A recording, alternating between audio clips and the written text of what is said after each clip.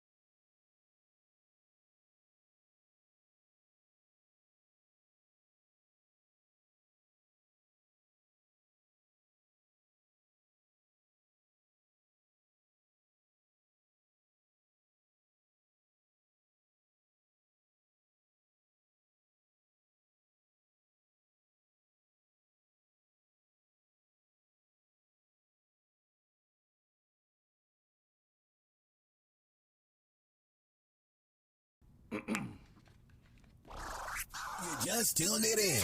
Global and worldwide. Hitting you on the one with no delay. Because it's the Fighters Voice. The Fighters Voice. With your fighting host, Richard Ortiz. And the formidable co-host, Mr. Cole Escobedo. Remember, every fighter has a voice. Fresno, California. We're live here in Mad Production Studios. We got a great show for you today. I got my co-host just chilling right here, Mr. Mike Rutha. What's happening, Mike? Not much, just here. How's it going? And we're making it happen. The fighter's voice, the only voice that matters. And like Ali Setback, we're simply knocking out the competition.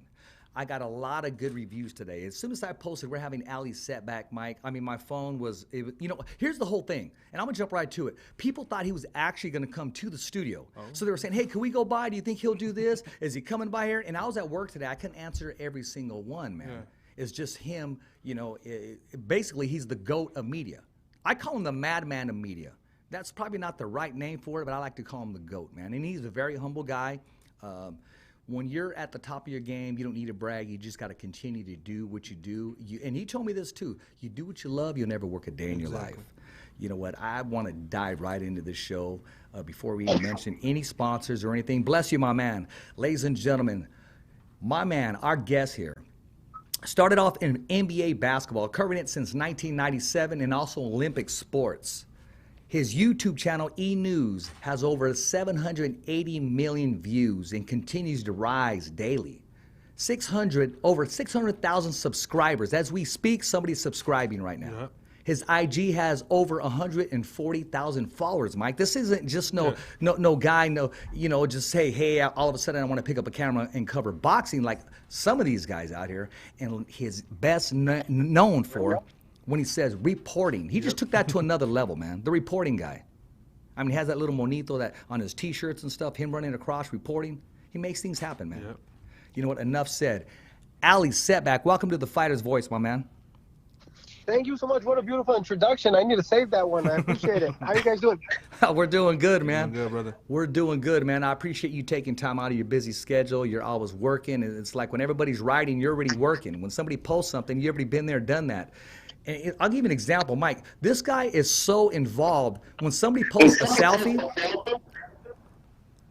Mr. Setback is having dinner with that person already. We got a little feedback on the mic. I mean, that's how involved he is, man. I mean, he builds relationships with his fighters. But most of all, I want to talk about tonight's guest and tribute that I want to talk about. He wasn't just a fan and a supporter of the one and only, the legend. I want to say living legend because he is still living in our hearts. Always. And just him as a person off the court is what impresses me, and that's Kobe Bryant. The relationship that Ali Setback had with Kobe Bryant, I mean, was just bar none, second to none. And Ali, I know it's tough because I can tell in some of your posts, you're very emotional. You took this as hard as the whole world took it. But I want you to elaborate on your relationship with Kobe Bryant. And I'm gonna dive right into it. What stands out the most? The most stands out, first of all, he was very, very serious about his craft. He was very dedicated. So he started his day at 4 a.m, working out, took a little break, had a workout with the team, took a little break, came back, worked out again. Very driven, very focused, but knew how to have fun, had a great sense of humor. Nobody knew that he liked jokes. He was very witty. So first time I interviewed him in 1997, I think he's 18 years old at the time, something like that. And I'm from Israel. And in Israel, Kobe is a very, very popular name. It's short for Jacob. Little Israel. So I told him, Kobe in Israel. Yeah, in Israel, the name Kobe is extremely popular. So Kobe tells me, man, I thought I was the only Kobe in the world. He didn't realize that it was short for Jacob. But he was just very friendly, very nice. It didn't matter. I covered the NBA for 10 years. Only 2 players took losses to heart. Every other player could act for the cameras or act for the fans or act for the media like it bothers them. But 2 seconds later, when the dust settles, they're like, okay, who wants to come to the club? Who wants to go to dinner? Only Kobe Bryant and Elton Brand really took losses to heart. It really bothered them to lose. Like, they were winners. Everybody's different. So he was a winner. He was very accommodating. It didn't matter if the Lakers won, if they lost. It didn't matter if he had a good day, a bad day. He always gave me interviews and always insightful. Never one of these short one-word answers. And I appreciated that for that. And I'm sure some way he liked my style because he kept giving me access, and it made other reporters jealous and mad. It happens. It doesn't matter your outlet. I was with a nobody. I was with a newspaper with a few thousand readers. So it wasn't that my outlet. He just liked me as a person. And someone would walk up to, hi, I'm so-and-so with the LA Times. And Kobe goes, so what? Ellie, come here. Let's do a video. That doesn't work well with the other media members. But for my purpose, hey, I got great content. You know what? You seem to always rub good vibes off people. 99% of the people have good things to say about you, and they just welcome you into their circle. Now, when did you first meet Kobe Bryant? The very first time, the introduction. How did that go? How you introduced yourself? How did that go? Tell everybody about that. I'm in the halls at a Forum. The Lakers were still at the Forum. I think I was just walking down the hallway, and he was there by himself, and I bumped into him. And back then, I didn't even have a video camera. I had a little dictator recorder thing. And I have a lot of audio interviews with him. I haven't even started going through those. Everything I've been posting is just videos that I have on different DVDs. I haven't gone through my VHS tapes. But I recorded an interview with him, and I remember telling him, are you going to be the next Michael Jordan? And Magic Johnson was walking down the hall. And right when I asked that question, Magic stopped, walked 5 steps backwards, and said, no, he's going to be the first Kobe Bryant. And he left, and everybody laughed. And I have that on audio. But that's the first time I kind of met him and ran into him. And then, like everything, everybody in the United States, many times ESPN or other news outlets, they cover sports like nuclear science. They try to be so into statistics and so much into like it's brain surgery. For me, my philosophy, sports is an escape from reality for 2-3 hours a day for people, just away from everything that's going on in their life. So when I covered the NBA, it was always like different. It was always bring a different element. I don't need to ask so much about statistics and boring stuff. To me, it's boring. Americans, sometimes they love it, but it doesn't work. It doesn't appeal to everybody. So if I do Yo Mama jokes with Shaq, because I have to say that Shaquille O'Neal was very nice to me too. He's actually the first Lakers superstar I met before Kobe. Absolutely, and Shaq really embraced me. So Shaq first, and the funny part is they had their ups and downs, but I always maintained a good rapport with both. And Kobe was just a great person, and it was great meeting him as a kid and seeing him develop, first a slam dunk champion and then all-star and then NBA champion. And he never went Hollywood. He was always the same. No entourage. He would always show up by himself or one security guard, or it was him and Vanessa almost pretty much from day one. And she was his world and he was her world.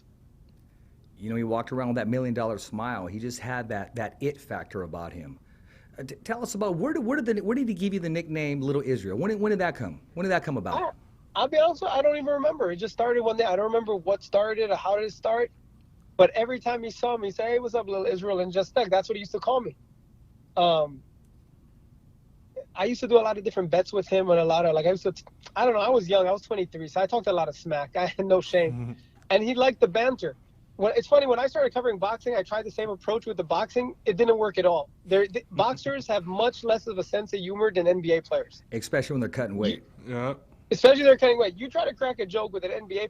I walk in the NBA locker room and a guy's wearing a headband. And in the most serious voice, I look at him on camera and I say, does the headband really help? And everybody burst out laughing, right? Yeah. Try the same thing with a boxer. He might swing at you. It's just a different mentality. And everybody acts so serious on camera around the boxer. When the camera's off, many people are much more relaxed. But I don't remember, Rich, I don't remember how it started. It stuck.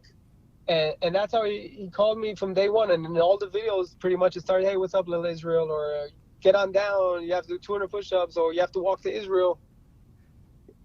You know, let's talk about that, because the video kind of faded away afterwards, and a lot of people that's been the question. I got 3 questions today within like 20 minutes. Did you finish the push-ups, and what exactly was that bet? Okay, so this Talk is to what us about happened. that. Okay, back then, you're talking of an era where nobody had cell phones, and if you had a cell phone, you didn't have a camera, or you did not have a video on the cell phone. So Right. I walked on the court, and Kobe's shooting. They were playing Minnesota that night, and Kobe was shooting half-court shots with his left hand, his offhand. His weak hand. People can't hit a free throw, a three-pointer with their good hand. This guy's drilling half-court shots. And I'm watching him, and he missed like 5 or 6 in a row. So I told him, Kobe, let's do a bet.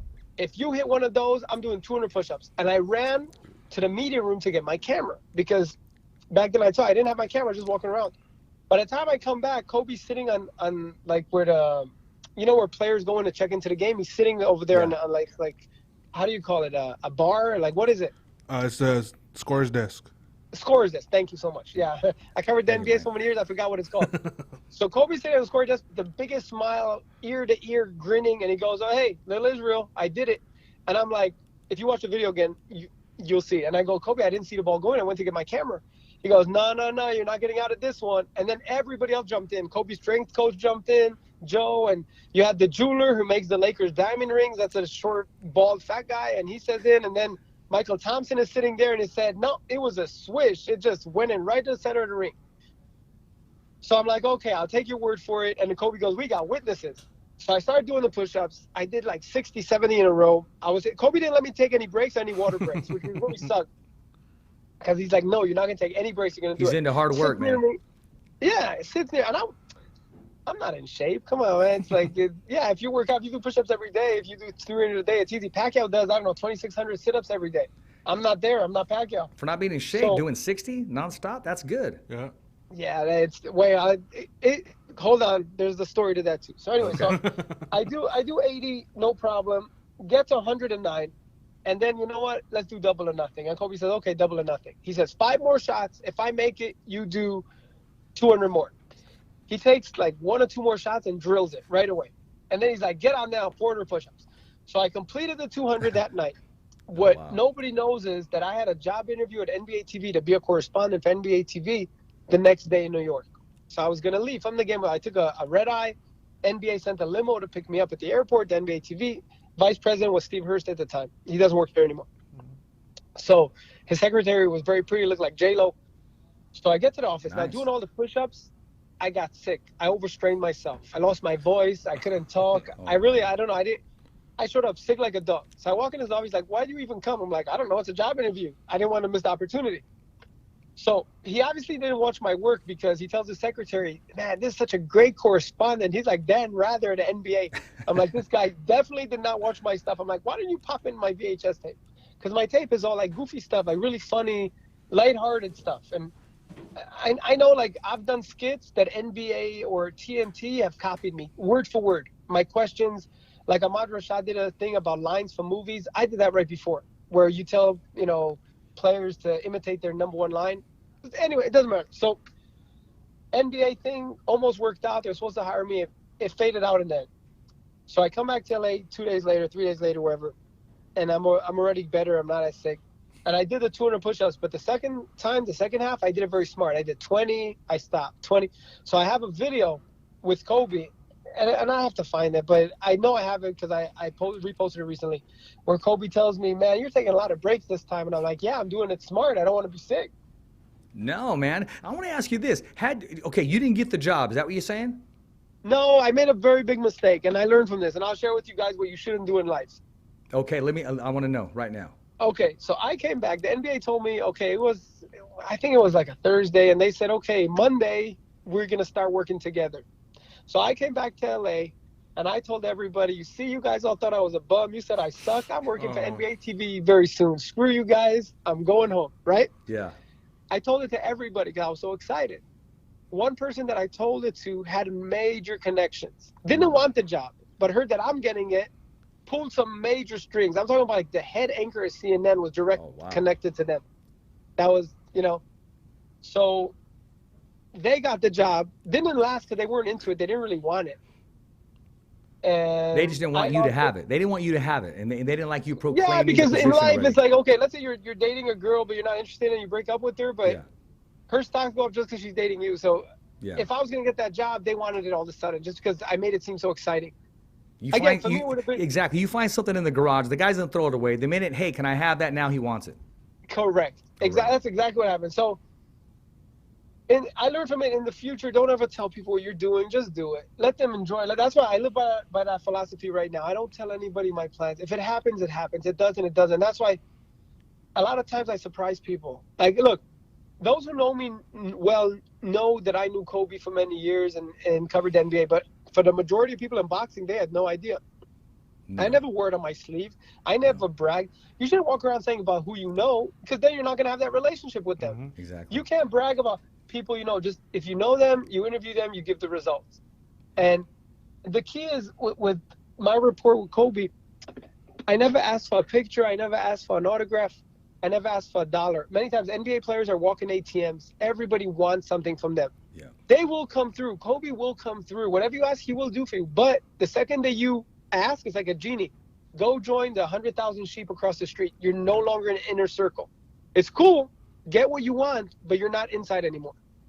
So I only have 2 pictures with Kobe, and that's from the first month I met him, the first 2 months when I was so excited. After that, I never, all those years, all the pictures I have with Kobe is what other people took, and they either tag me or send them to me. Because I realized right away, you don't want to ask for anything. If they want to offer, it's something else, but don't ask. Because you could outstay your welcome in a very small thing just by hey, can I have an autograph? You know what I mean? Yeah, exactly.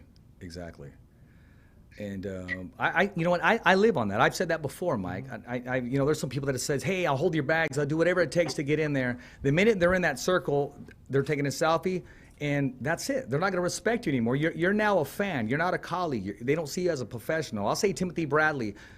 The first time I interviewed him, and then when he knew my story, he'll yell, hey, thumbs up for Richie. He'll say hello to me. I don't go and ask for another picture or for another interview. I just respect the fact that he respects where I'm coming from, and I'll take that all day long. And the rapport that you have, not only with Kobe, but for the boxing world itself, and this show's going to let a lot of people know that you didn't just wake up and say, hey, I want to do boxing. I mean, you had an opportunity, and you still do, a future in basketball if you choose to do so, but you're doing a great job in this sweet science. I don't even know why you would want to go back. I want to ask you a question. I want to put a spin on it. What if you did get the job? Where would Ali Setback be today? Probably still cover the NBA. Probably just same thing I do with boxing. It's work ethic, Rick. You gotta just put in work. It doesn't matter what you do in life. You could be a doctor, a lawyer, or anything. If you work hard at what you do, you'll be successful. Nobody's gonna come and give you anything. With boxing, it's 20-hour days, 19-hour days, 22-hour days. This week I had a 22-hour day. It happens, and you gotta just roll with it and act like it's normal. If I still covered the NBA, who knows? I have no idea where I'd be, because the NBA is fun to cover when teams win. It's not fun to cover when teams lose. You can't do fun interviews and have goofy time when they're all, barely winning. It's just not the same. 10 years of covering the NBA, I had great experiences, a lot of opportunities, a lot of doors open, a lot of networks. Boxing, when I switched, people told me it was a very bad career move, that I'm getting into a sport that's barbaric, that sponsors don't want to touch, that a sport that's rigged, a sport that 2010 boxing wasn't as where it is today. Today, boxing is much more mainstream. Even these YouTuber fights, people could complain about them, but you're bringing boxing to mainstream as could be. And they're actually pro fighters. They're not just gimmick with giant gloves and, bodysuits. So it's today, if you start covering boxing, is much easier. It's much easier to cover boxing than to cover the NBA. NBA is a lot of red tape, and there's a lot of waiting. You could show up at a game at 3 in the afternoon, and you're not guaranteed any interviews. You may go home at midnight with not one interview. And it happens sometimes. Sometimes people are not in the mood to talk. So boxing, you walk in the gym, you can walk out with 10 interviews, 15, no problem. When did the transition take place? I mean, were you always involved in sports? What made you want to get involved in sports? First, I want you to answer how that transition went and when did it take place? Okay, I met Manny Pacquiao in 2010. Someone recommended me to interview him. I didn't know who he was. I interviewed him, and I was fascinated by the person, by the skill. He wasn't famous yet, not to the point. He didn't fight De La Hoya yet. Yeah. And I was doing 90% NBA, 10% boxing. Then 80-20, 70-30, 60-50, and then boxing took over. I met Robert Garcia the same year, I think 2010, 2011. And once I started going to Oxnard and interviewed Robert, I just stopped doing the NBA and just focused on boxing. And I still covered the Olympics in 2012. I did a lot with Team USA basketball, and I still covered some Kobe stuff in 13 and 14, just Kobe, whether it's the release of a shoe or whether just an event he got honored by the government of China. And same thing I did with Shaq, some different community events. But I stopped covering the NBA because I'm one person, only so much I could do. And you don't want to be too liquid in too much things. One thing that works for me in boxing is that I focused on one sport 24/7, 365. Many people back in the day would cover boxing only for the big fights, which was May and September. But in between, the fights were really weak. Now we have so many promoters, ESPN Plus, The Zone. You have Top Rank, PBC, Golden Boy, Fox pay-per-view is going to air on ESPN, Fox, and BT Sport in the UK. So many more options right now. But back then, I just had to focus. So I actually was thinking of going back and doing some NBA this year before all this Kobe thing happened. Because the Lakers were doing good, LeBron was bringing excitement, but I probably won't do it. I want to ask you, and I know it's tough, man, but I want to ask these questions because when you turn around and share it with the world, man, what was the biggest impact Kobe had on your life? And I know there's a lot. I know he gave you a lot of advice, and you know, you guys had some good times together, but what's the strongest impact he had on you without even saying, you know what, this guy did this for me? Just for yourself to say, man. A few things. First of all, it's something that he told me that's one of the videos, and this is probably, I don't know, maybe 2001. So was that 19 years ago? He told me, if you believe in yourself, anything is possible. And I know it's stupid because it sounds like such, generic nonsense.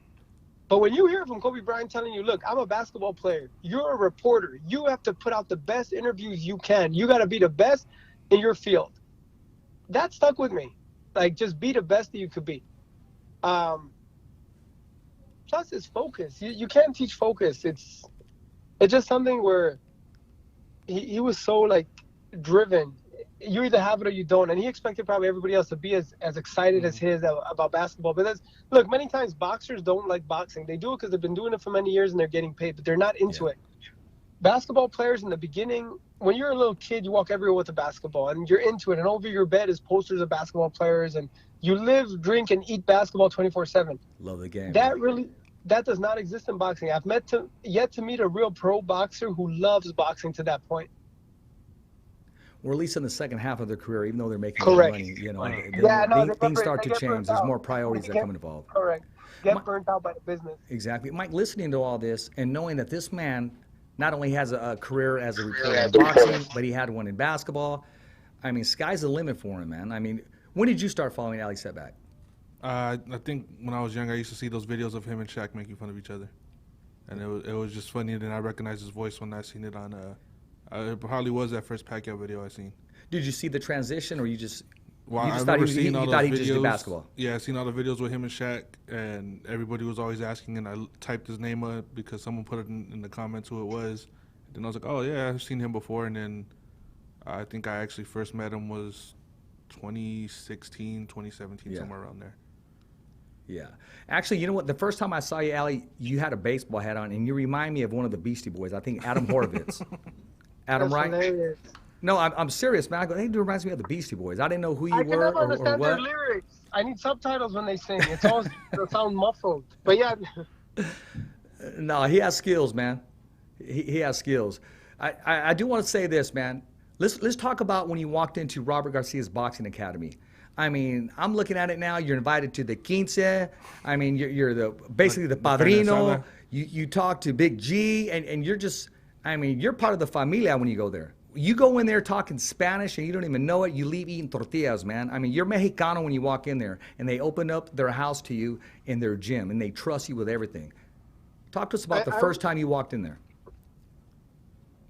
I always tell people I'm Mexican by osmosis. No, I met Robert Garcia at one of the Pacquiao fights, I think Pacquiao Claudio, in Dallas Cowboy Stadium, and I got confused between Robert and his brother because they look alike a little bit. Yeah, a little bit. And then Robert had a fight, a heavyweight from Bakersfield named Manny Casada. And Robert was training. Robert's just a nice guy, and he helps people out.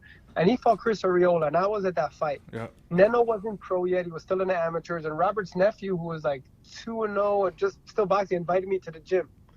So I show up at the gym, and Robert barely met me. I was only there for a couple weeks. And they were super cool, very friendly. Yeah.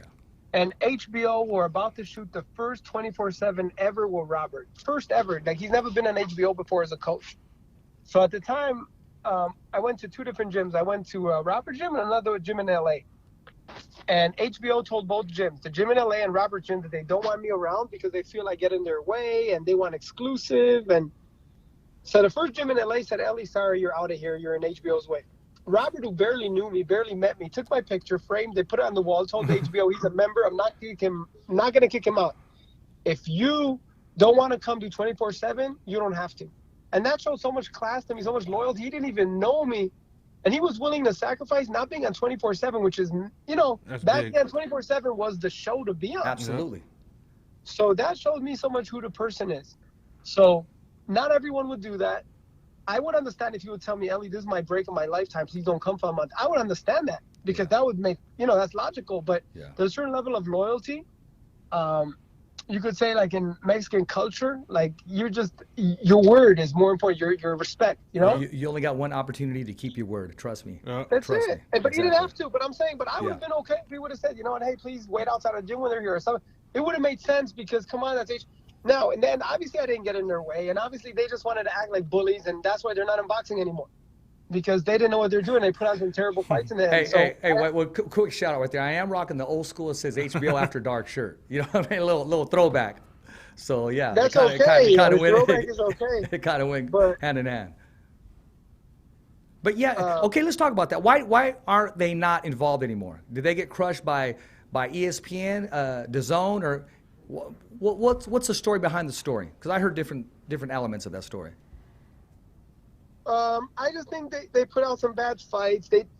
Many times people in boxing, the majority of people boxing have no hand on the pulse. They have no idea who's popular and who's not. They go by what a manager says or what they think. There are fighters that I know for a fact that don't get me 300 views or 500 views of video. I know it. But the network will tell you, Ellie, this is the most popular fighter in the world. They don't look at me. They don't look at me as a source. They don't look at me as like I'm real because I'm not a news outlet. So they're going to ignore my perspective. So I'm not going to even tell them. Yeah. But it happens very often where they're going to put all their eggs in one basket on a superstar, in their opinion. That's not really a superstar. It's a superstar in their mind. They're the superstars in boxing, which is Canelo, Mayweather, Pacquiao. Ryan Garcia's popular. Gervonta's popular. Broner's popular. Whether people love Broner or not, he's crazy popular. You don't pulls have to be a views. boxing fan. He has a sorry? following. Said he pulls a lot of views, 1 million Yeah, he per does. fight. But then you have other fighters that are not popular at all, but the network will, or the promoter will tell the network, and he's signed to that network, so they'll tell you, oh, he's the most popular, he's this. Listen, numbers don't lie. I've been on YouTube, I've uploaded 90,000 videos. I have a sense of who's popular, who's not. Yeah, I mean, it's not a science. Maybe there's someone that I'm just not appealing to his audience.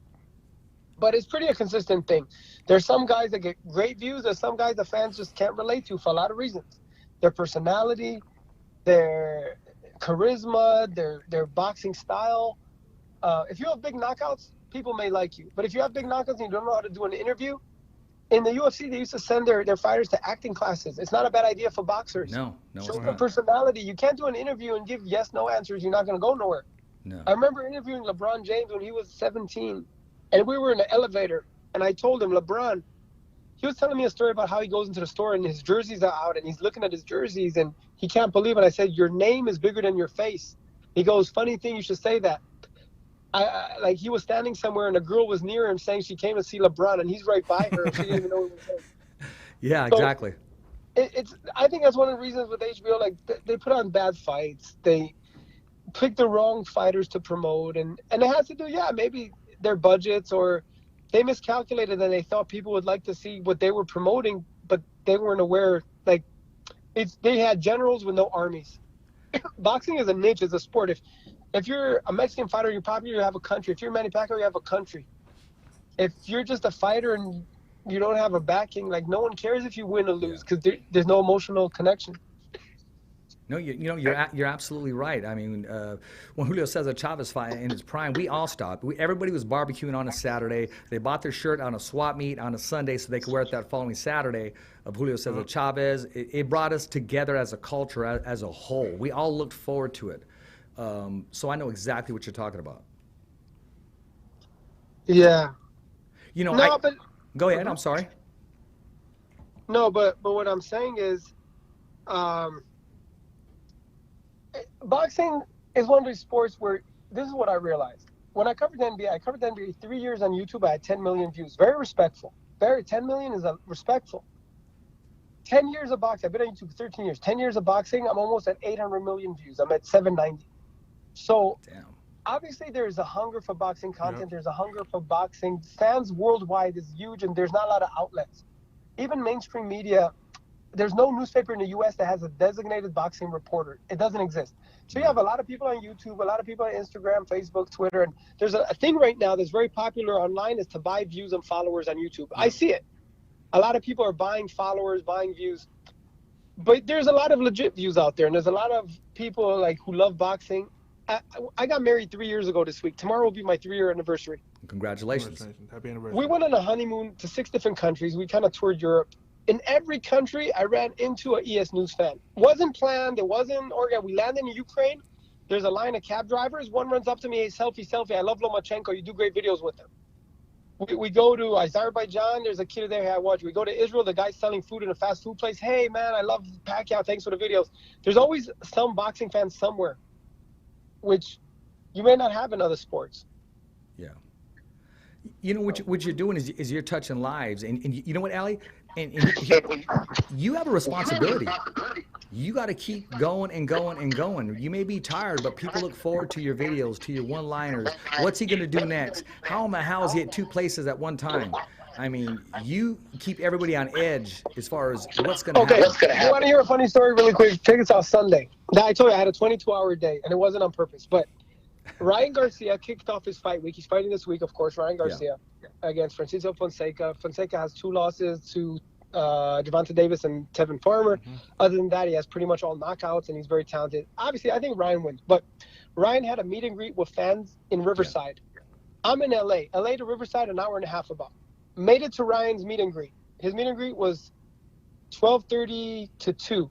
But at 3 o'clock, I had to be in Universal City, which is an hour and a half away the other way, for a Hollywood event honoring, it said on paper, Mike Tyson will be there and Floyd Mayweather will be there. So I'm like, man, that's great to get those 2 legends, right? Right. So I get Ryan Garcia, I interview him, I interview the fans, Piolina's there. I rush like crazy. Mike Tyson didn't show up, and it was Floyd Mayweather Sr. Still great to get, but it wasn't Floyd Mayweather, the fighter, which I thought would be there. So you put in the work, and you never know what's going to happen. And yes, it's hard to be at 2 places at once, and it's hard to grind, but it's funny. Like today, Ryan Garcia had open workout, and it always catches me off guard. The workout ends, I'm in my own world, my head is spinning, and a few guys come up to me, hey, can we have a picture? I'm not used to that. I'm just doing my videos. I'm just working. Yeah. So the feedback always pushes you to do it like, hey, people actually watch, because online, the negative will be 1,000 times louder than the positive. Yeah. So you get to a point, like I've been dealing with hate now for 10 years. I never had hate in the NBA, not even one hater. You get into boxing, you think, wow, the whole world hates you. But it's only certain people. They're very few in numbers, but they make sound like 5,000. And it's all fake accounts. It's never really from their own account, which is another weird thing to me. Like a lot of people in boxing don't have the balls to tell you to their face how they feel. You know what? I'm glad you're saying that. I mean, because they see you as an undisputed champion, and you got guys that aren't even in the top 10, and they're calling you out. But in life, Rich, you punch up, not down.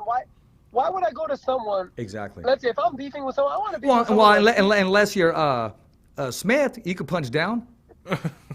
No, you can't. Not even Smith. And he's not. I've known him before he was on TV. And I'm just busting his balls a little bit, man. The man is a very intelligent man, except when it comes to boxing. He's making $10 million a year doing what he loves, and ESPN isn't going to hire him because he's all wrong. And I can relate to that because I don't fit in a box, and he doesn't fit in a box. And yes, he could be obnoxious and he could be loud, but he's making a living and he's a nice person. I've met him many times. Does he know anything about boxing? Absolutely not. I met him once at the airport here in LA. He didn't know who Canelo was. It's okay. You don't need to know. It's not your thing. Obviously now he knows. He's not a dummy, but look, the guy's making $10 million a year, and he was writing for a little newspaper in Philly. So props to him. One time I remember I was in a media room in the Lakers. Just to let you know, he's vicious on the mic. I mean, he can handle himself in any capacity. So, yeah, So no, I he's give him cool. props. I like him. I really like him as a person because he's always been very nice to me. But what I was going to tell you is, I remember some media were jealous of him, and they said, "Hey, do you party with NBA players? Do you party with the players? I mean, you can do what you want." But he said, "I don't party with them. We happen to be at the same club at the same time, but I'm not with them." Obviously, he's with them. But you know what I mean? Like, it was just funny to me to hear him. Oh, he's sharp. Like yeah, he is. He is sharp. Talk to us about punching down as far as some of the haters. You're not even going to address them or mess with them. No, of course not. But listen, it's usually people in the media in boxing that have 2 followers or 3 followers or jealous or it bothers them to see someone doing well. And like you said, instead of them stepping up their game, it's easier to sit at home and say, be critical. I don't have time. I don't have patience. It's funny to me. It's comical. I rarely block people. I block people sometimes just because I know they're so obsessed. Let me make them work a little harder to watch me. Let them go to the fake account, try to click over to watch the Twitter and the Instagram because they're there every day anyways. But look, the whole world, I'll be honest with you, I got so much feedback from NBA players, NBA coaches, media members from radio, TV, newspapers. Everybody watched the Kobe videos and told me, wow, it took us back. Like, thank you. And it was amazing. And the only people that criticized were boxing media. I'm like, what do they have to do anything with it? It's on my page. I'm not, force feeding them to watch it. No. So I just thought that was weird. But, what can you expect? It's not real media. Rich, check this out. 11 a.m. press conference when you're covering the NBA is CNN, Fox News, Yahoo Sports, LA Times, New York Times. Like, legit. 11 a.m. boxing press conference, free for all. Anybody who's there, and they may not be a legit outlet, a legit background, or a legit journalist, but they're there and they're doing their thing, so good for them. And they're trying to make it, man, and it looks like there's a lot of support system there as far as instead of tearing people around. I made the comment just briefly. Last time I saw you was at that Fox Studios for the it was Wilder, Deontay Wilder, Fury, Fury. Oh, exactly. Okay, they were posting a picture right now. And as soon as I walked in, other media was there, and I'm thinking, why am I underneath your radar? You can just feel the vibes, man, of like, okay, what's he doing here? Or what the freak is he doing? And I posted. I rarely post, but on Facebook, just a small one. I said, man, there's a lot of cocky media around here. That's all that I said. And I said that only because I wanted to hear from 2 people. One guy who's a partner of mine in Stockton who says F them, and then my daughter who in boxing said, Dad, remember what you told me and Richie. Always keep your head up high and I guess at that moment that's all I needed to hear. But it does exist. But listen, you gotta condition yourself to be made out of Teflon. It doesn't matter. It hits you and falls down. You can't let anything rattle you. I learned it 10 years ago very fast, and you're too busy being productive. So it really doesn't matter anything. And actually, it's very good motivation. Yeah. Knowing, giving them the satisfaction that I know I post so many things that frustrates them. Every time I get a good interview, I frustrate them. And it happens on a regular basis. I'm aware of it. They didn't get Ryan Garcia that day. I was the only media there. Me and Tyler, who works with me. The only ones there. Then I was the only one with Zab Judah that day. Then I was with I know they would love to get these in, but they didn't. So I understand where the hate comes from. It builds up and it spills, and it's easy online, like I said, to write stuff. But it's all good. It's part of the game, and it's part of our life right now, reality. I would appreciate more people who are more creative. If the criticism was a little more funny, comical, I could appreciate it. But it's okay. It's almost predictable. Yeah, but it's all good. Listen, I'm too busy working. They're too busy complaining. I want to ask you, man. You seem to get in everybody's circle, that small knitted circle. I mean, when I see you with Broner and you guys are getting along, because he doesn't trust too many people around him, but he trusts you. How did that relationship go from the very first time you met him, and when you knew, okay, he trusts me? There's a long answer and a short answer. Oh, okay. We'll take either or both. Consistency, knowing what to post, what not to post. If you're in a gym, and let's say not Broner, but somebody else, I'm recording them training and they have an injury. Yeah. Anybody else would say, watch how he broke his hand in the gym. Sometimes my best videos is the ones I don't post. Mm-hmm. So I may have a lot of videos that I never shared because they could go viral, but they may hurt a fighter or hurt my relationship. Yeah. There's a certain fighter who got arrested for DUI. The arresting officer happens to be an ES News fan. Contacted me through Facebook, sent me the arrest report. Wow. It's a tough decision. Do I run with it and tell everybody so-and-so got arrested? It wasn't Broner, and it's an active fighter. Yeah. Or do I ignore it and say, you know what, like, yes, I'm going to get 10,000 views, 100,000 views. I'm going to get 1 million views, but that relationship will be flushed down the toilet. Yeah. So, I decided not to run with it because for me, it's my relationships with the people. That's why I get the good rapport. If I don't have a relationship and I want to be mainstream, if I just want to work for ESPN, I could. If I just want to work for Fox Sports, I could, but I wouldn't be me. I would just be another reporter covering a sport. Broner, I've been to his house. I'm telling you, the guy's very, very charitable. Nobody knows how generous he is. We drive around Cincinnati. It's not for cameras. It's not for anything. Homeless run up to his car. He gives them money. No questions asked. There's a kid in the gym that his brother was shot at. And the kid was like 7 years old. And he was wearing shoes that probably 6, 7 sizes too big. Yeah. Very, very impoverished situation. So Broner asked the kid, what size are you? And the kid says, I'm size 10. Obviously, he's like a size 6, right? Yeah. Broner goes to Foot Locker, buys 5 pairs of the high-end Air Jordan for this kid. Now, when you go to a gym and you have stuff like that and you put it down, it's like piranhas. Everybody run to the boxes. And Broner's like, no, it's for that kid. It wasn't for the cameras. It wasn't for the videos. He just did it from the goodness of his heart. So I would always say Broner's a good person. Sometimes misunderstood. Sometimes he does stuff for shock value, but he's a good person. Been around him enough, and he knows enough to trust me what to post, what not to post. People have to be comfortable around you with all the stars. No one's going to let you around, because I know another, okay, give you an example. There are some fighters not too long ago in Vegas, they were partying, they were having a good time, right? And these were mid to low level fighters, not household names, not champions, just fighters having a good time on a fight weekend. A certain media outlet, their reporter was joining them, was partying with them. The next day, one of the fighters told me that that guy was recording everything they were doing. They were drinking, they were having a good time. They took the guy's phone and smashed it. Yeah. You can't be recording. So, I wasn't going to post it. BS. I'm calling BS on that. If you shot it, it's going up. Exactly. It's like, I don't like when people run up to me and record my interview.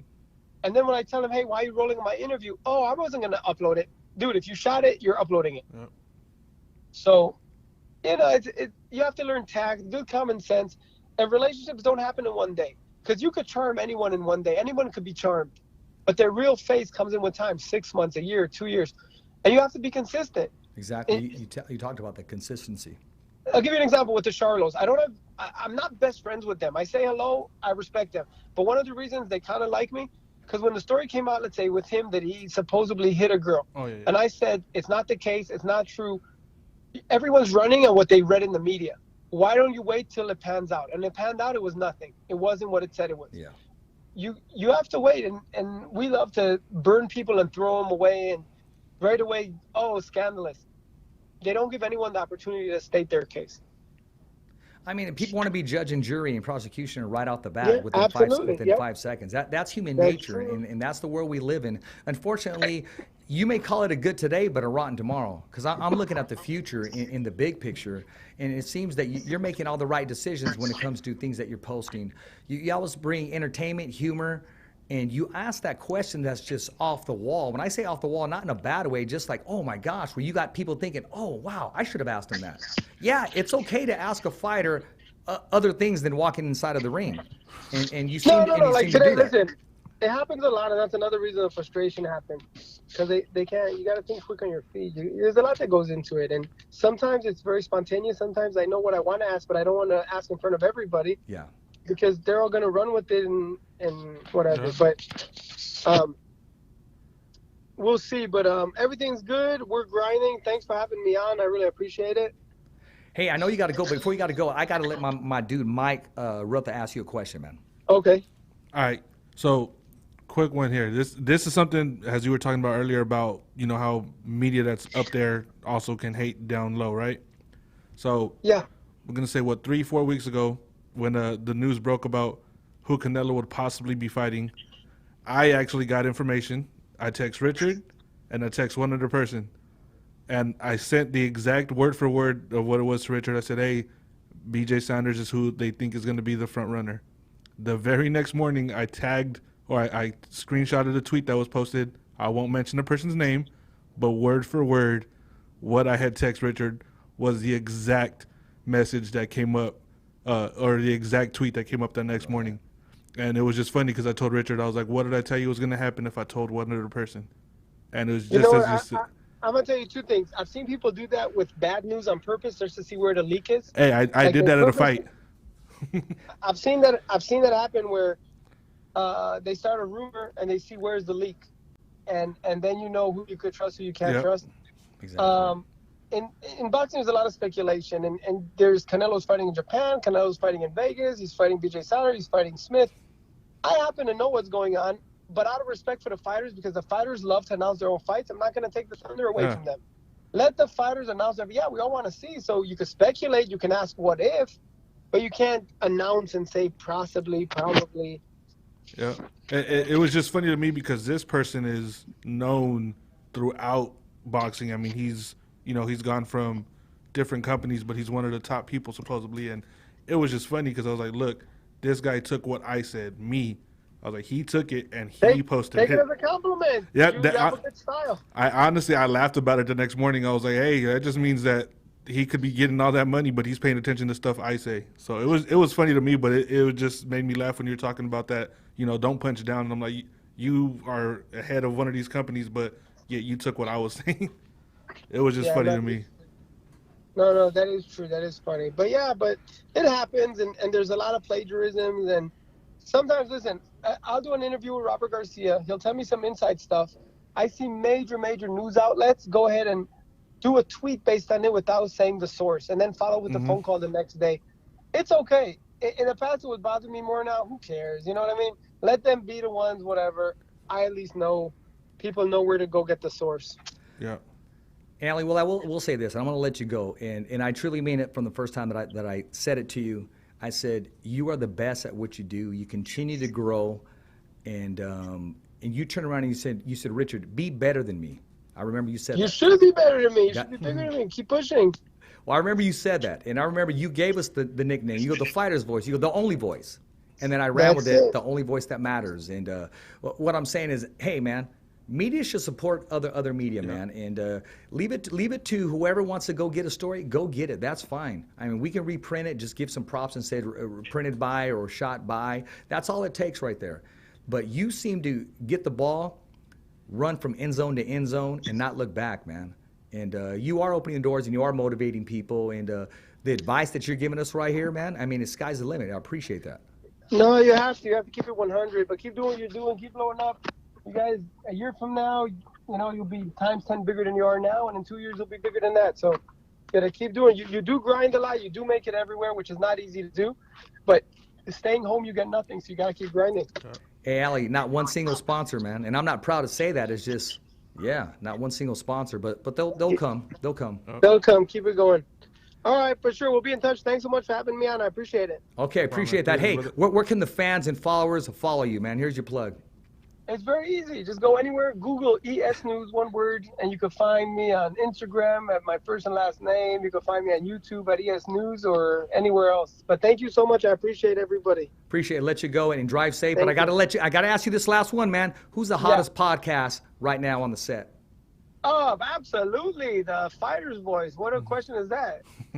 Heard it from the man himself. Hey, appreciate your time, man, and we'll be in contact, Thanks. And I'll see you in Vegas. I appreciate it. Reporting. Yes, sir. Yes, sir. There it is there. So down to earth, and yet so much information from him. I mean, I was like a kid in a candy store just listening to the Sponge. A Sponge. And I could already hear the critics, oh, Richard, quit jocking him, quit giving him this. Hey, man, you got to respect what's in frut of you right here. The people that were there before you and the people that will be there after you, that's all it was. First time I met him was at a gym in L.A. It was Leo Santa Cruz was there. He walked up to me because I was sitting down talking with Santa Cruz's dad. Yeah. But just talking to him. I didn't record it. But he walked up to me, shook my hand. He goes, hey, how you doing? You must be a friend of and it's our friend is named Denise Colome. Okay. Shout out. He's like, you must be a friend of Denise. So I was like, yeah, Michael. And he goes, yeah, I heard about you. I seen who you work with. You do good work. Shook my hand.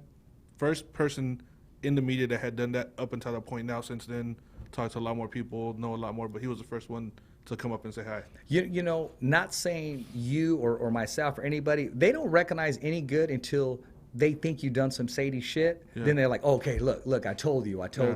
And all these people around you, and I was going to ask him, but I'm sure he already knows. I mean, the minute somebody walks in the door, he already knows, okay, Yeah. because they can feel the vibe. I mean, I did. I talk about that when I went to Fox Studios. Yeah. Instead, because they'll just look at you and they just give you that like, okay, It's either who's that or, oh, this guy's here. Okay. yeah. I mean, You know, and we had that when we used to go to you know, Save More Center. People that would be around us. Yeah. Somehow I always magically Yeah. sat by. yeah. I yeah. had the same feeling. Yeah, it does happen and exists, man. But listening to him and knowing that he's still doing it 100% and he's still hungry for it, you know, there was I mean, you can have him on all day because he's a encyclopedia. There was so many things I wanted to tap in, but I just wanted him to continue to talk because everything that comes out of his mouth is experience. It's not BS. Yeah. He's been there, done that. He's had his share of saying, okay, I need you out the door now and so forth, but he's handled it like a champ and he's embraced it. Whenever somebody says something negative, he's embraced it. Yeah. That's just what you got to do. You can't take it personal, especially in this one. No, you can't. And one thing I did want to mention, okay, talking about embracing, man, we're going to embrace one of our own, and that's Evan Sanchez. He's going to be walking in Friday. the ring, making his Golden Boy debut, man. I mean, you know what? Sky's the limit for him. He was one of those hidden gems. You know, a lot of our fighters around here, they were signing with Top Rank. Mainly, all of them were signing with Top Rank. We had one sign with PBC, Madman Hernandez. But Evan Sanchez, I mean, he waited it out, got signed with Golden Boy, and sky's the limit. That team that he's putting together already, they seem to be very excited. And Saturday's going to debut. What's your whole take on that? Friday. Oh, Friday. I'm sorry. Friday, Yeah, Friday. yeah. That's right. Yeah, Friday. Hey, trying to I'm bring looking Saturday. forward to it. That's going to be a good card, regardless as well. Just not just Managed by Joel De La Hoya. Yeah, it's not just the fact that it's Ryan Garcia. I mean, you got Jorge Linares. That's two of the top fighters at that weight class. Then you got Evan Sanchez. You know, as you said, a hidden gem. Yeah. Who everyone on It's Friday hard, man. He hits hard. You're gonna find out who he is. The Yes. whole The whole world's going to know his name. They're gonna turn it on. You know, people are gonna be coming home. Guys are gonna be like, "Hey, there's some pizza over there for Valentine's Day. I'm gonna watch this fight." It's shaped as a heart, but yeah. Hey, I got you some tacos right here. You know, that Yeah. salade's right there. The There- salsa's in the middle. Go there ahead. you go. There And you they're go. gonna be watching the fights, or you know, maybe the woman's gonna be like, "Hey, here you go. Happy Valentine's Day. The fight's on," and bam, and they're gonna be like, "Who's this kid? Oh, Yeah. damn." Exactly. Like that. Oh, wow. And Exactly. to us, it's like, oh, yeah, I already knew about that. I've seen him do it. Yeah. But the rest is going to be like, oh, you know, and then you'll start seeing hey, I like this kid. Hey, you know. It's starting to take off. I mean, he trains at main events in Selma Mm-hmm. and Al Perez, and he said, Richard, we got plans for this kid. That's all he kept saying. And I remember my concern was the relationship between him and his dad. But I've talked to him, and he said it works. Yeah. He says, right now it works. And to know that Joel De La Hoya saw that hidden gem, signed it before anybody else did, and he is going to produce. The kid hits hard. And when it comes to someone like that, they've been around so many fighters. They've been waiting, That if they see one Yeah. and they go out of their way to sign them, there's a reason. It's not like, Exactly. oh, I'm going to go sign this kid. No, it's It can't be at the store when you Yeah. see your favorite pair of shoes. They got your size, good price. You leave, go in the parking lot, and you try to go back, and they're gone. Yep. This guy's not going to be gone. I'm going to Exactly. sign this guy because I see something in him. Yeah, and you got to think his brother has Golden Boy, has Ryan Garcia, Canelo, Joseph Diaz. He's got all these guys, and he's probably sitting there Oh, thinking, congratulations, Jojo Diaz, another guest that's been on the Fighter's Voice. Yeah. So he's been around those types of guys that when he's seen Evan Sanchez, he was probably like, "That's it, let's get him right now." Exactly. And that's what happens. You know, you see something in it, you go and get it, and I'm he wasn't personally waiting. happy for him because you got to remember he's a professional. Everybody around his area, they were signing. You had the Lewis with Top Rank. You had Ochoa's with Top Rank. You had the Joe Louis Lopez with Top Rank. Daniel Valdivia with Top Rank. Madman Hernandez PBC. was getting signed PVC. And as if to say, okay, when's it my turn? Yep. But he waited it out and he signed exactly who he wanted to sign with in Golden Boy Productions. And then the thing is, you see all of that, you're going to see Top Rank. Yeah. And eventually, you know, these kids are all going to be coming up. Yeah. They're all going to be making noise. It's going to be Golden Boy and Top Rank. They do a lot of work together. And, Yeah. hey, you know what? Let's go put on a show in the middle of Fresno or wherever. Hey, we got Evan Sanchez on this side. We have whoever over here. You know, let's mix them up. I see Golden Boy having a show in Fresno before PVC. That's just my gut. I believe so as well but I will say, depending on how Marcos looks against Kirkland, because that's the main event fight for that card. Yeah. So depending on how he looks there, I mean, he might get one, but it's going to depend on the fight. I'm glad you brought that up. I was going to talk about that too. Badman Marcos Hernandez, we got to get him in the studio, man. His career went a little differently. Yep. He didn't have you got to tune up, you got to tune up. Every single fight, he had to do just that. There was nothing given to him. His advisor, I don't know if he's still his advisor, Pete Lopes said, Richard, we're going to do, he said, we're going to wait it out, and we're going to do things differently with Marky. He always calls him Marky. He said, Marky's not ducking anybody. He said, but you're not going to see him with one easy fight, win, lose, or draw. Marky's right in the heat of everything, and he is. Yeah, I mean, he's coming off of tough fights, and he's going to Kirkland. You know, Kirkland may not be what he once was, but he still packs a punch. Hell, that's still a name. The man's still been in the ring with Carnelo, been in the name with the who's who of boxing. And he still hits. You know, as they've always said, the last thing to go is your power. So if he's a dangerous fighter. Marcos comes in there like, I'm gonna win this and gets caught, that could be it. Well, to Kirkland, hey, if I beat this youngster, I'm back in the mix. Exactly. And how many times have we seen that too? Yeah. You can't underestimate this guy's gonna be out of it. Bam. You cannot underestimate him. Exactly. So and, I know Marky's the underdog going in, but you know what? He's been the underdog his whole career, and to him, it's just another day in the office. But he knows what's at stake. He knows the opportunity that's in hand, and I believe he's gonna cash in, and it's gonna be a warning. That's his big shot right there. So that's gonna be the biggest name he could get. Yeah. And speaking of him, I mean, he was also on the. I believe they have the PBC, the fight camp or whatever. Yeah. He was posted up, and they were out there doing the interviews with them and doing all that. Him and Henry. Well, yeah. Oh, Henry's a very nice guy, Dodger fan too, and his post, man, cracked me up. My gosh, he should be a reporter. I always get on him when he's talking about the Rams, because he's always talking about the Raiders. But see, he's always wearing that Dodger hat. I mean, he'll be in a suit and still have that Dodger hat on, man. I mean, he doesn't care. I seen him once where he was like that. He had a nice outfit on it with a Dodger hat, and I was like, oh man, that's him. You know, that's him. Well, Marky got a lot of I don't want to say stardom, a lot of popularity when he came on Contender. He was actually a fan favorite, and he was getting stopped. You know, and he wasn't used to that. When I say stop, hey, can I have a picture? Hey, can I have your autograph? And he waited it out. And when I say waited out, his career went a different direction than the other Fresno guys or guys in our area. And, he's a complete fighter. Yeah, and it's going to be good to see how he looks that day. Oh, we'll learn a lot that day as well. Yeah, we'll be rooting for him as fans. We get to watch him take the center stage, and that's something that he's dreamed about, and that's something that Pete Lopes has always worked very hard to give him that opportunity. But at the end of the day, Marky had to put the hands up, so it was all he's him. The one that's got to be in the the ring. So, Exactly. Talking about being in the ring, man. I'm excited about our local fighters, Evan Sanchez and Marky, but let's not forget March 21st, Toscano Boxing Promotions, Kilo the Kid Madera. There we are right there. Will be the main event. He is highly motivated. He has been doing what he needs to do. I know he recently, our condolences, he lost his grandpa. So I know the incentive's there. I know the drive is there.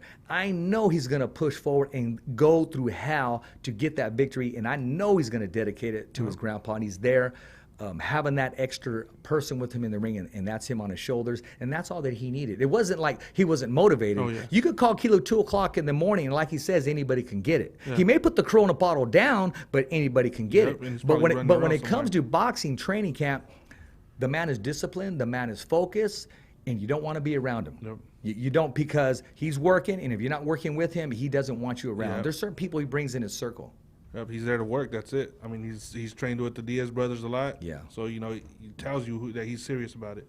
And I was actually going to ask Ali, what's it like working with the Diaz brothers? Because he seems to get in their circle, everybody. But no, that Toscano Boxing Promotion, that whole card is going to be off the charts. It's going to be a great card. It is. And you know what? We're talking about growing. I did their first show, and since then they've grown. They've closed the gaps. They are making a name for themselves. Toscano's Boxing Promotion. It's something to be reckoned with. They're the future in this area of boxing. Oh, yeah, they're definitely. I mean, I've seen the video the other day. Someone was asking Rick a question about Fresno, and then, he breaks it down about, well, think about it. Our numbers match or exceed the numbers of some of the big fight towns. And exactly. When you actually look at it, it's the truth. 15,000, 16,000, 10,000 on a bad day, 9,000, I mean, like I said, on a Friday night when Jose fought Orozco, it was more than likely 13,000, 14,000 in there. Bro, when they announced him, honestly, that had to be the highest level of capacity of vocals. Can you imagine, because it hasn't been announced yet, but when Jose's introduced the WBO, the WBC super lightweight, that crowd is going to lose it. It's going to go ballistic. Yep, and then depending on the outcome of the fight, I mean, when he fought Reed, Yeah. I was there, and I seen things flying in the air when he stopped him. Like, it was so loud and people just throwing stuff. Imagine now. And he threw like 7 body shots. Oh, man. Completely? And then Reed just collapsed, it looked like.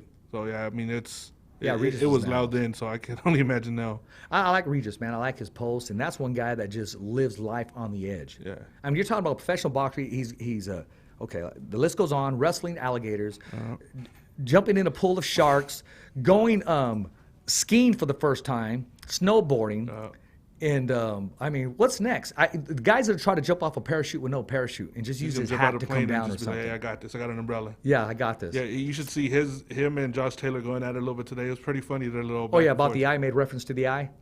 Yeah, Yeah, no, where he but- goes, man, I really jacked this dude up. But Josh responded, and then Regis is in Colombia and asked him if Josh needed something picked up because he heard some things. Oh, is that We'll what he just said? leave it at that. It was Yeah, pretty good. yeah. You guys do the math. Yeah, it was pretty good. You know, somebody sent me a nice picture. It was Jose versus Taylor, and then in the ring mixing it up. You know, they put that together, and I wanted to post it. I go, man, this is the picture to post. But honestly, personally, because of my relationship with Jose, and he probably doesn't look at social media all that much, but I didn't want to distract him on the fight that he has in Yeah, front of he him. still got posted. That's a tough fight. Exactly. I don't want to be that guy that he happens to look and get distracted, but he's very focused and he's driven. Yeah, because Postal's a tough fight at the end of the That day. is He's going to only be a lost tough to two fight. people. and That is a it's- cagey veteran. Yeah. Let's put it on that side. He has an opportunity to make a name for himself. He has a exactly. shot at the super lightweight champion of the world. He has an opportunity as another world title. Yeah, and he's never fallen out of the top 6, top 5 of the weight, honestly. Never He's been always knocked out. there. He's always been there. Yeah. He's always been there. He lost to Crawford, stayed around. Yeah.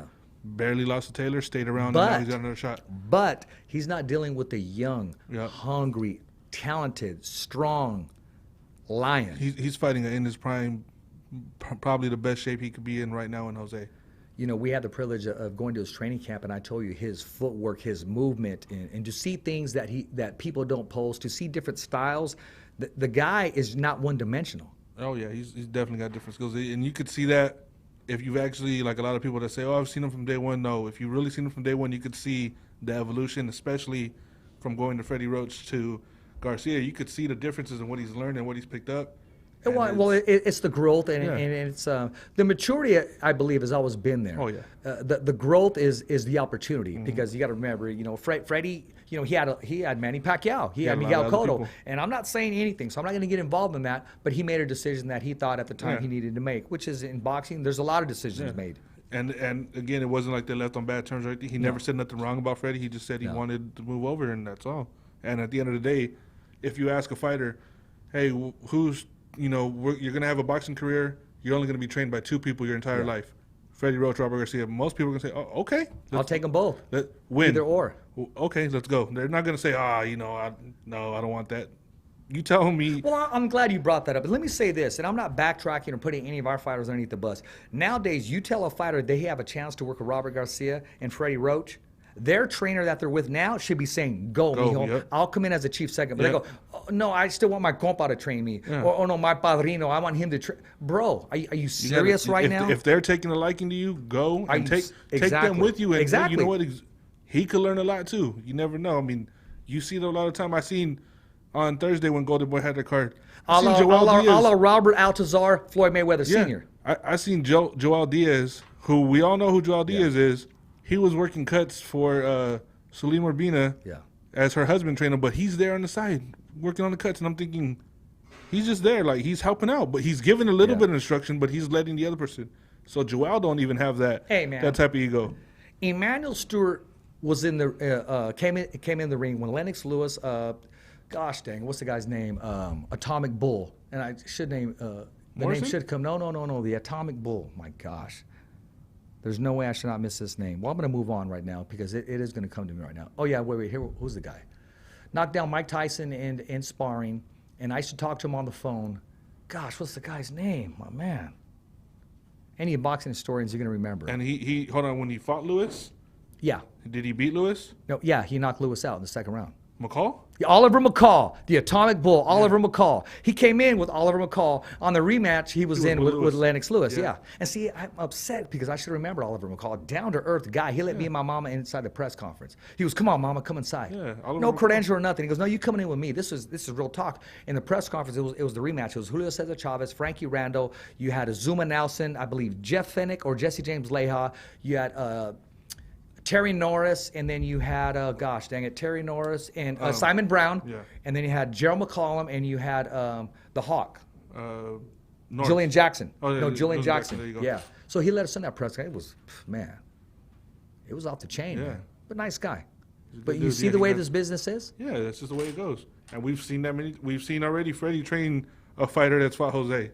It just happens. Yeah. I mean, it does happen, but I will say this: Jose's a different fighter. yeah, he's way- But he's- I'm sure Freddie also saw some things, but he caught him within the transition and maturity. I mean, like we'll say for example, Canelo's not the same fighter that fought Floyd the first time, Exactly. and that was brilliant. Floyd Mayweather said, "I'm going to take this youngster, take him to school because I see That I where can he's get going him to now." be." Yeah, exactly. Yeah, and he said it too. And And Floyd you know said what? it that day. Don't post stuff will Floyd fight Carnelo right now. That's just stupid, bro. Serious. That is a waste of freaking And time. Floyd just came out and said he wasn't going to fight Manny. Sean Gibbons himself said, "Yeah, Floyd said he's retired." Yes, leave it. Well, Leave the thing alone. about it is, I mean, people want to see that right now. It already happened. It passed. It's not. Let I mean, it who go. wants to see it now? Floyd won that fight fair and square when Yeah, they he fought did. the Give him a first boxing time lesson. against Pacquiao and Canelo. But look how good Carnelo is. It Since made then, Canelo better. And yeah, who does that shoulder roll now? Yeah. Yeah. It made Canelo 100 times better. And people don't want to hear that because I'm honestly, and you will not believe it, I'm a Carnelo fan. I really am. But I call it the way I see it. When he fought Floyd and lost, I was like, oh, man. But then when I seen how he fought after that, he's over there, shoulder rolling, laughing, Yeah. making these guys miss. And it's like, oh, okay. And honestly, who takes the least amount of damage right now? Probably Canelo. Yeah, got He head doesn't- movement. Yeah, so. A Mexican fighter with head movement, that's Exactly. uncalled for. You Yeah, know what I'm saying? He goes to the body, jabs, Yeah. maneuvers. Oh, okay. Boxes. He cuts off the ring. And you got to remember, Julio Cesar Chavez was a great boxer. When he got hurt or needed to move around, he was outstanding, and his defense was very underrated. Yes, and he could Very cut off the underrated. ring better than many fighters now. Hey, he's still doing it, that senior tour. And I did ask Robert Garcia, hey, would you share the ring with him? And I'm going to release that video. We're going to release that next week. And you'll hear exactly what Robert Garcia had to say. Yeah, Nothing I've but seen him, respect, yeah, but a he's- very exciting answer. Yeah, he's funny, man. I've heard him. Oh no, hell no. But he's always said, if it's for a good cause, why not? But normally he's like, hell no, not in that time. No, Yeah, hell no. He goes, no. And then he's just, fuck it then, But I like that about him. He's a straight shooter. And when Ali was telling that story, I can see that story take place. I Yeah. can see it happen. Because when I walk in there, he lets you know, okay, this is my gym. You're welcome here. Yeah. Don't be that guy. Yeah. He doesn't say it, but he's watching. Yeah. You don't want to be that guy. And I can relate. You know how many, when I wanted to walk away, get a picture, get out? No. Uh-huh. You got to be able to be that guy. And honestly, he doesn't forget walk things. away. I've had him where, like, oh, Robert, can I get you? I'll get you tomorrow. Okay. Hey, come here. Let's do it right now. And it's like, no, exactly. Yeah. And he's a man of his word. Yeah. He'll be like, hey, come here, man. He I've came been in the looking ring for you. wearing our shirt, the Fighter's Yeah. Voice, my son's shirt. Yeah, I caught him once, and he was leaving on his way. I think they were just going back to the hotel, and he was like, I'll get you tomorrow. And I was like, oh, okay, he's going to be too busy tomorrow. No, before everything, he's like, hey, come here, I was looking for you. Yeah. And I was like, oh, okay. And he didn't give me a 2 or 3, he gave me like a 20-minute interview. No, Just whenever I and then say, after that, hey, we just talked. I want to go by, he goes, hey, whenever, bro, let me Yeah. know. Yeah, he's a And good dude. he's good. Yeah, very good, very good. I do want to talk about this, man. Combate Americas coming back to Fresno. I mean, wow. I think we're going to go top heavy on our guests. I'm contacting the fighters now to get them on the show before as their well, PR yeah. people contact me and say, hey, would you like them on there? I want to get a step ahead of them Yep. because when Mike comes down, I want to get him in studio, which he Yeah. did say, hey, he's coming down this time. I Yeah, want to he get his did. butt in our new studio. I I want to hear think what he has to say. I've talked with Hector Fajardo from last time. Okay. He said he's willing. I'm trying to get Lobo Acosta. I want the main event back on the show. Oh, yeah. That's Yeah. going to be a great fight right there. Yeah, Stephanie is now on the show. Stephanie She's going to be on Froster. there as well? Yes. Okay, I just got perfect. that. So there you I go. just got Those that are news going to today. be 3 good fights there It is because that's going to be it's gonna Zoila on there it's as gonna well. be a good card. Oh, yeah. It's going to be a very great good card, yes. So, yeah, they know how to promote. If anybody's interested, tickets are available. I have some as well. Hit up me or Rich, whoever you need to hit up. That's right. But, yeah, it's going to be a great card. I'm not just saying that. I mean, if you've been there, trust me, every time I've seen people there, next time they're, hey, when's the next one? Hey, when's the next one? Bro, it's the fights under the radar. Yeah, that's that the they thing. they leave it inside of the cage. Yep. That was the best fight that I've seen live MMA fight. Last The one, last yes. one, yes, Oh exactly. my God! I mean, it's like every time I'm like, oh, it's over. Oh, he's up. Oh, now the other guy's down. Oh, now this guy's. It's like, oh man. And there's always been one. I mean, I told a lot of people I've never seen anybody flipped on their head before. Yeah. The There second it is time there they right came, there. Hey, bro, I was going to post something, and I was going to tag Rick and Jose. Don't that look like Jose? That kinda A does, little honestly. bit. I was That like, look at kinda Jose does, getting yeah. inside the MMA cage. Rick would flip his lid. right? But yeah, the second time that they came, I seen dude get slammed on his head. I've never seen that happen in a real fight like that. I was like, I jumped out of my seat. I was like, oh. Then I was like, oh, let me sit back down. I've never seen someone land on their head and get back up like it's nothing. So, yeah, I mean, we've seen people get put to sleep. I've seen submissions I've never seen before real quick. I mean, the first event, Copa Combate, was one of the most exciting Entertaining. live events I've ever been to. Entertaining. That was crazy. I mean, They know how to bait you in. Yep. They're very good. I mean, look who's in charge of marketing. They got it going on. Mike Eframowitz, he's a genius. He yeah, knows exactly what he's doing. been there and he's done that over and over again. That was a great hire for them. Yeah. And he And accepted if they need help with the show, they should get Shakira there. That would be great as well. Yeah. Yeah. Get Shakira on Oh, there. that would be nice. That would be nice. a nice little intermission. That would be nice. Next Tuesday, we're gonna shoot. I'm gonna be behind the green screen, and I'm gonna give you the breakdown on Tyson Fury and Deontay Wilder. And as of right now, I can't give you an answer on who's going to win because I haven't seen that just yet in any one of them. Week leading up, I'll probably make a decision as they're walking inside of the ring If I'm going to go right now, I would lean to Wilder. because of his last fight. Just because, yeah. But, I mean. You cannot I underestimate the Gypsy I would King. never, as of right now, I'm not going to say for sure. Like, if you tell me I'm probably 51-49. I wouldn't bet my mortgage yeah. on either one of them. Nope, because I could see either or who's going to win. I can't wait for that fight. That whole press conferences, the build up, the way they're talking about each other, the shows, they're good, man. And the commercials are coming on like every 2 seconds. It's great. Entertaining. That attitude changes today. Yep. Today, they're getting close to the fight. That attitude changes today. I'm Yeah. no longer joking with you. Yeah. Don't touch me. Don't be around me. And It the changed friendliness that today. they have with Exactly. each other, that friendliness is going to be gone. But you know what? They're both businessmen, Yep. and they both know how to handle the microphone, handle themselves, be professional, and they give you the time of day when it comes to interviews. Class act, both of them. Yeah, they're good guys right there. But come weigh-in day, you're probably yeah. going to get some of Definitely. the coldest stares at each other from them. And Absolutely. oh, man. Absolutely. If they don't say anything, that shows you how much more ready they are for the fight. Well, I did email Evan today, and I called him on it, and I said, hey, we'll take 10 minutes of the Gypsy King, man. See what you can do. Because he said, hey, give me an email. Let me know. If I can, so it doesn't hurt to ask. Yeah, and you never know. I want to you call could it. get a few minutes as long as Call things as if they're not, as if they are. Yeah, and we just don't want to catch Tyson during one of his. Unless you're Michelle his Phelps. extra- I mean, she did a whole hour interview with him. Oh yeah, she gets all the time in the world with everybody. Because she knows how to hustle for it. No, And she's been a there from day hard, she's one. a hard worker, man. I give her Yeah. props, man. Yeah, she's I been give- there from day one. Yeah, and then you got Nancy. You got Christina Pacha was rocking the glasses Oh today. yeah. All right, she's gonna be great. She's stepped her game up so much Yeah. on commentating. She's one of the people I look forward to hearing.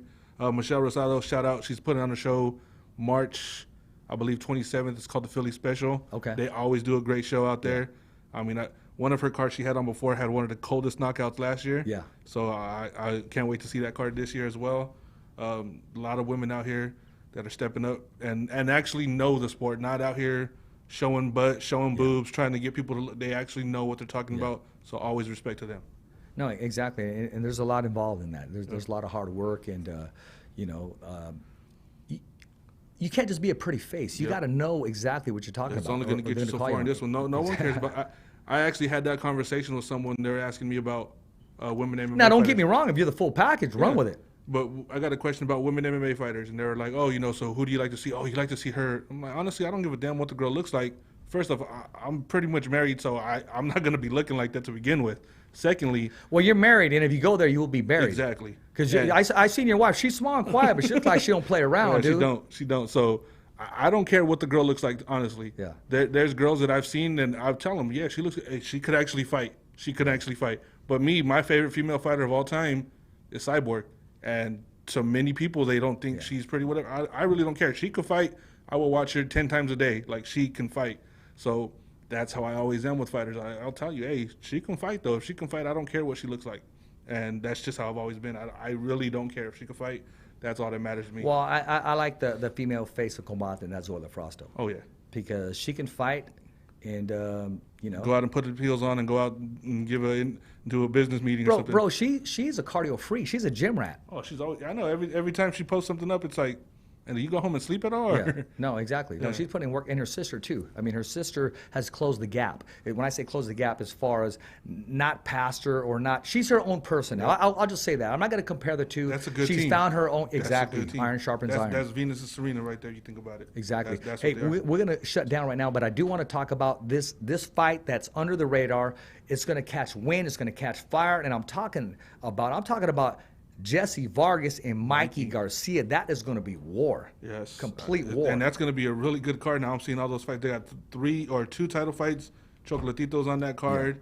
Yeah. Oh, that's going to be good. And Mikey and Jesse, I'm still not 100% sold on Mikey at 147, but Jesse is a great fighter to test himself against. Jesse Because is a Jesse's very no joke. tough fighter, Yep. solid chin, tenacity, Two-time the champion. will, and he knows what a victory over Mikey Garcia would do in his career. And that's- Puts him back in the mix with all the hot names at Yeah, just 147. think he was talking about going up to 154 to fight for a belt. So Oh, well, you can, because it's framed. Look how big he is. Yeah. I talked to Mikey, and Mikey says they're underestimating me because of my size. Yep. And I'm watching him. This guy is packing a punch. Yep. He doesn't, and I agree with you. I'd like to see him at 140s, but as if to say, hey, that was a shell of myself at 147. I want to prove, not just to you, because I can care less, to myself, what I can do at he 147. knows it wasn't his best performance that he could have put out there. So Well, of course. I look at this.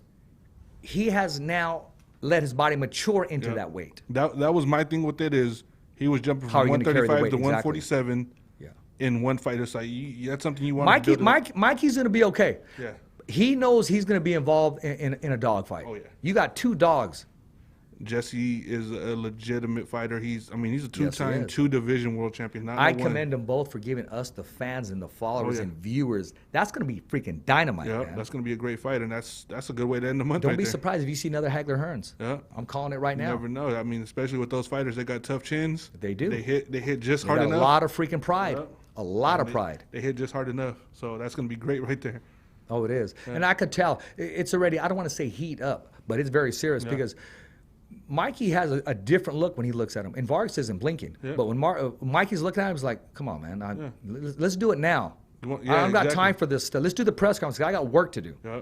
And Mikey's had a lot of different work in the gym that I've been seeing or that I've been hearing. That Bro, what you've been hearing, what we got to see Yeah. live. Yeah, Live right there. He's from what I've heard, he's bringing in people 2 weight classes above. Bro, he was in there with, what stays in the gym, I'll leave That's it there. why- that's I'll why I leave it just say there. I've heard- Mikey Garcia will be ready when that bell rings. I've just heard and he's- that's no he's disrespect to taking on Jesse people Vargas. at- I know he'll bring it too, but Mikey Garcia will be ready when that bell rings. I've heard 154, 160 fighters in there with Mikey, and I'm like, oh, okay, all right. So yeah, he's ready. He's taking it serious, as of course he is a professional, and he will. So hey, I'm just ready to see it. This month has a lot of good fights. This Friday we got the Garcia card. Next week, Fury and Wilder. It's nonstop. So let's go. You know what? It's going to be awesome. And actually, we're going to have a representative there at that fight this Saturday representing the Fighter's Voice and bring some content. Okay. And yeah, I'm looking forward to that. And I'll let you know off camera who it is. Hey, so what do you got to say to all the fans and viewers, man? Just keep following, keep subscribing, and Please subscribe, my keep- man. and keep liking the show. You know, it's only getting better. Yeah. And UFC fans, I feel your pain from Saturday's Oh card, my man. gosh. We'll talk about that. We'll elaborate on it because I know Cole Escovedo's going to Oh go yeah, to Cole's town got a lot tomorrow. to say, but But I'll Reyes just leave won it the at fight. that, man. I thought Reyes won the fight. I'll leave it at that. I could see 3-2 either way, but if you're gonna tell me 3-2, I'm going Reyes on it. Okay, I'll take the 3-2 as long as you run it back. No, I'm saying if you tell me 3-2, I could see you saying it Okay, for Jones. okay. But me personally, Yeah. I was like, I think Reyes won those first 3 rounds. Pretty much the first 2, without a doubt, the third one. It was close, but I still. I don't feel want he to won. touch too much on it, but I love the way he stuffed those takedowns. Oh yeah, They don't stuff. He is strong, John Jones man. He is strong. takedowns. You don't go there, and I mean when he's holding him up and just all right, get off. That's what it looked like. And Young, but hungry. and in respect to John, because he's seen all right those last 2 rounds in his head, this is close because John won those last 2 rounds. Yeah. Simple. Well, he did what he needed to do as a champion. He Yeah. knew. He knows the time. He's been there before. He's been in knew close it was fights. close. Yeah. But the 4-1, whoever did that, throw your card away. Oh my gosh. Get And, out you know here. that's a whole different topic. Yeah, right that's there. ridiculous. No, it is. Hey guys, don't forget to subscribe. www.youtube.com. That's /The Fighter's Voice. That's www.youtube.com. youtube.com/thefightersvoice. Please subscribe. We are no longer going on Facebook Live, okay? To watch the show like you're joining us now, it's on YouTube. Got to subscribe to the channel, man. Subscribe, show your support, man. We appreciate it, man. And we're going to be giving tons of things away, really, honestly. But you got to subscribe, man. We're going to put some contests together. We got to get this viewership up so we can bring more of the Fighter's Voice to you, to your living room, to wherever you're at, man. And we appreciate you following us and supporting us, man. As always, it's a wrap here in Fresno, California. Thumbs up for Richie. Never down for the count. It's just another wrap. Thanks for listening to the Fighter's Voice Radio Show. Catch us again next week. Same when, same how. And always stay connected to the Fighter's Voice on social media. So, on behalf of special guests and the whole crew right here at the Fighter's Voice Radio Show, saying see ya next week, right here on the Fighter's